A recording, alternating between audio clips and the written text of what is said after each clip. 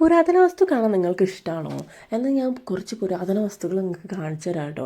എനിക്ക് നല്ല ഇഷ്ടമാണ്. ഞാൻ അങ്ങനെ ഒരു സ്ഥലത്തൊക്കെ പോകുമ്പോൾ ഇങ്ങനത്തെ സംഭവങ്ങളൊക്കെ ഉണ്ടെങ്കിൽ ഞാൻ പോയി കാണാറുണ്ട് കേട്ടോ. അപ്പോൾ ഞങ്ങൾ ഇന്ന് വന്നിട്ടുള്ളത് ഒരു ഇല്ലത്താണ് കേട്ടോ.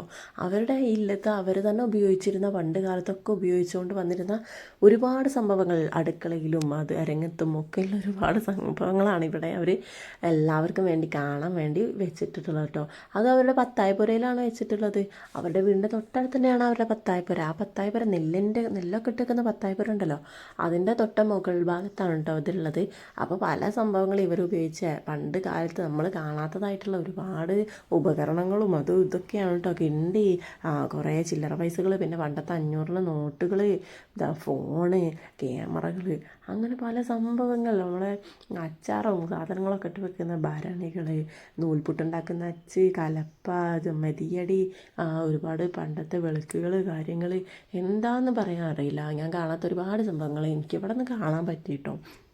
പിന്നെ നമ്മൾ സാധാരണയൊക്കെ ഈ പുരാതന വസ്തുവൊക്കെ കാണാൻ പോകുമ്പോൾ ഭയങ്കര ഇതൊക്കെയാണ്, ഫോട്ടോ ഒന്നും എടുക്കാൻ പാടില്ല, പിന്നെ പൈസ എൻട്രി ഫീ ഉണ്ടാവും, അങ്ങനെയൊക്കെ ഉണ്ട് കേട്ടോ.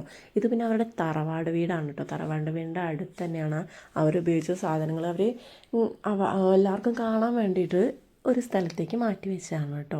അപ്പോൾ ആർക്ക് വേണമെങ്കിൽ വന്ന് കാണാൻ പറ്റും കേട്ടോ. അങ്ങനത്തെ ഇതൊന്നുമില്ല. അപ്പം ഞങ്ങൾ കുറേ ആയി വരണം എന്ന് വിചാരിക്കുന്നു. വീടിൻ്റെ തൊട്ടടുത്ത് തന്നെ ആയതുകൊണ്ട് കുറച്ച് ലേറ്റ് ആവുമല്ലോ കാണാൻ വേണ്ടിയിട്ട്. അപ്പോൾ ഞാൻ പിന്നെ കുറേ സ്ഥലത്തൊക്കെ ഇങ്ങനെ പോകുന്നുണ്ട്, കുറേ പുരാതന വസ്തുക്കൾ കണ്ടിട്ടുണ്ട്.